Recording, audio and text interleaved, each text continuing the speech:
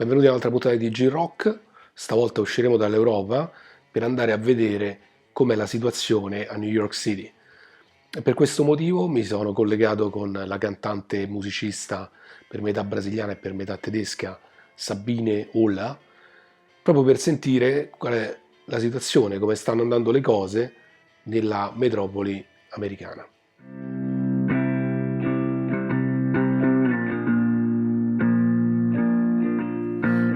Bodies are soaked in hot sauce. I lick your belly button, but I want a jar of you in my mouth.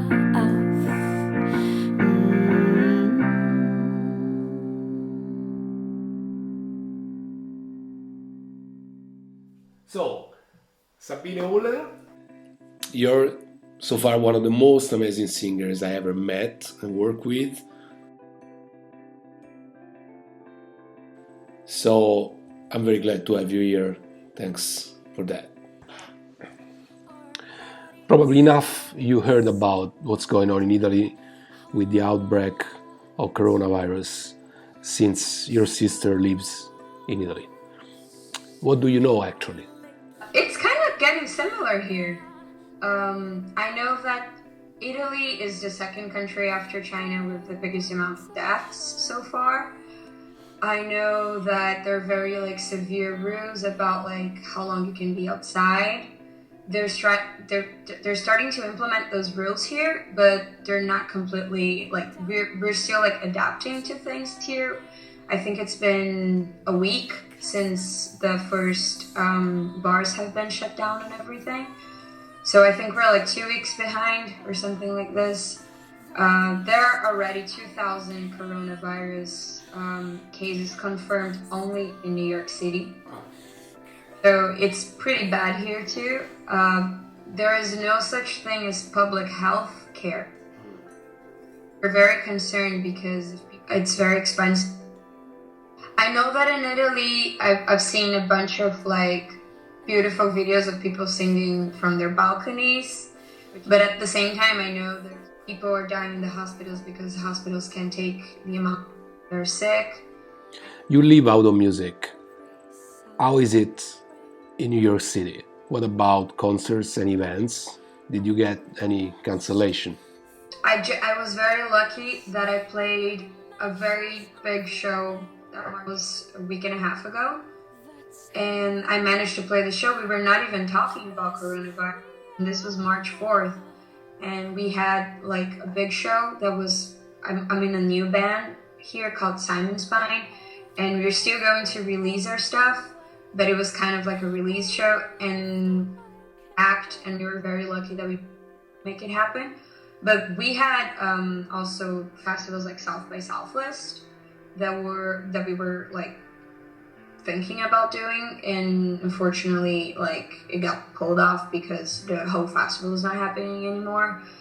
So yeah, we were in the lineup and everything, but still we have shows in the end of April that are definitely gonna happen. I had a tour with another musician happening in the end that I don't know if it's gonna happen. We were supposed to go to France, but I might presume it's not gonna happen. I had so many safes, so I can definitely survive for 1 more month, 2, and then I don't know, I'm starting to do other little jobs online, like customer service or any other things. I used to work sometimes at restaurants too. This is definitely not going to happen anytime soon. And it's very tough because New York City has one of the highest rents in the world. A small room here is $1,000. And how to make $1,000 if you can't work? If you can't work on the things you used to work. So it's been only a week that we've been experiencing this, but we've already been thinking about how to make it work.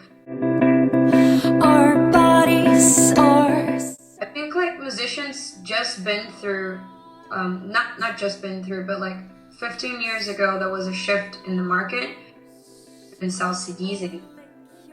So everybody was playing shows more than ever, and people are surviving from the tours. And now we can't tour, so we have to use our creativity once again to figure out like how are we gonna make this happen.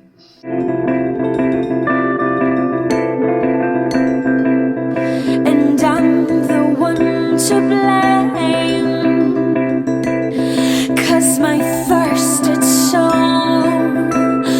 voracious. The beast You moved to the States around 3 years ago? Exactly 3. I moved in March. So, how is reflecting on your career to live there? There is an industry here. There is a market here. There are record labels. There are like publishers. There is an industry. Like music industry is here, and there is a scene. So people like do shows and everything. There was very little happening there in Berlin. You were one of the people that we found that were actually helping to like make a scene happen in the city, but it was still like very dispersed, and there was no actual like industry happening there. So you would have to busk a lot, tour around Europe. Also because like the music taste in the city is very different.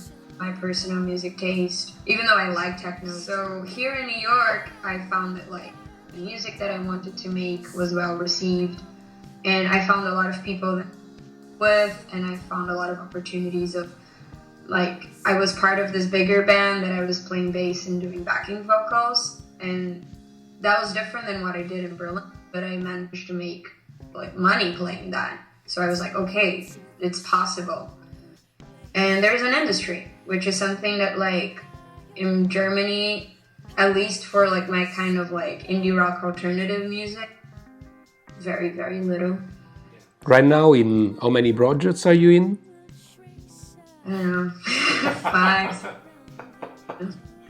And that were supposed to get involved. There was other projects that were happening, but I don't know if they're gonna happen.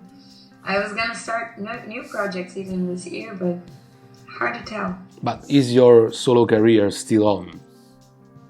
I'm actually, right now, I'm working more on that than everything else. I released my first EP 3 years ago. So now that I've been working here in New York, I was like ready to start doing my solo stuff. But actually, the time at home is going to be quite welcome for me because I will have more time to finish my things and like doing my recordings. I'm lucky to have a lot of equipment in my room, so I can just like use what I have here and maybe like send some stuff to people that are in their rooms, and like we just share files and stuff. Sure.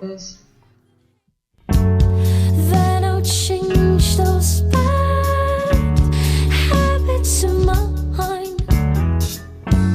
But I don't know. I think we're all very scared because it's very hard to imagine a life without concerts.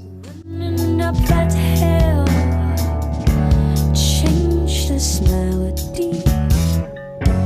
We need some major reality.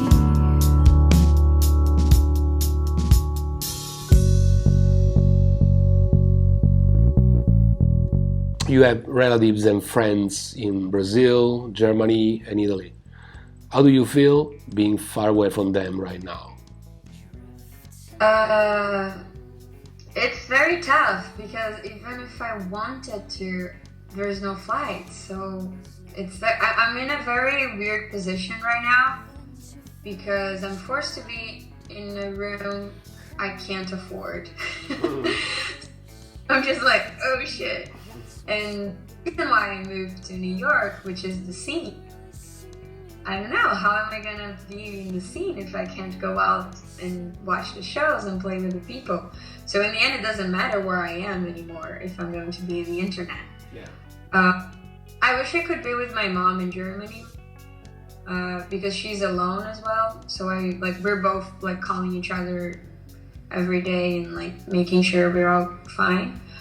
Maybe as soon as there is a possibility to take a flight back, I might do that. Also because of health insurance and everything here. I do have a very shitty health insurance here, but it's very scary. I don't think I'm not feeling safe here anymore. And if I'm supposed to be on the internet, then it doesn't matter where I am, so I would rather be with my family. Italy, I would love to go there, but I think the traveling would be very hard to do. Because I think Italy and Germany, they're very similar right now. Do you think it will be easy to get back to usual life when the virus outbreak will be finally over? Oh God, I think we're gonna be different. I think we're all forced to create different things out of our lives, and we're forced to like imagine solutions. Maybe we're gonna even have like a 100 people orgy. It's still cold in New York, so it's easy to be at home. Right now it's around like 6 degrees outside, so it's still very good to be home. The thing that scares me the most in the United States is that is above everything. So they, instead of like making hospitals and making sure that people get better, they're investing money in a way that the economy doesn't stop, which I totally understand that people need to eat, but they're not worried about that. They're not worried about people eating. They're worrying about the rich people keep being rich. So that's wrong, and this right. It's the worst thing. Money and economy are more important than health, then. Exactly. Here in the United States, it's like this. And this is something that on my personal values, very shocking. You spoke earlier about health insurance in the US. Is there that you have to pay to get checked for the virus? Yes. I'm not 100% informed. I don't know if this is fake information or not, but I saw somewhere that it's $1,000. Fact. If you have a health insurance, this can go down. My health insurance plan is a discount health insurance. So it works that I will still have to pay something, but a little bit of it's deducted.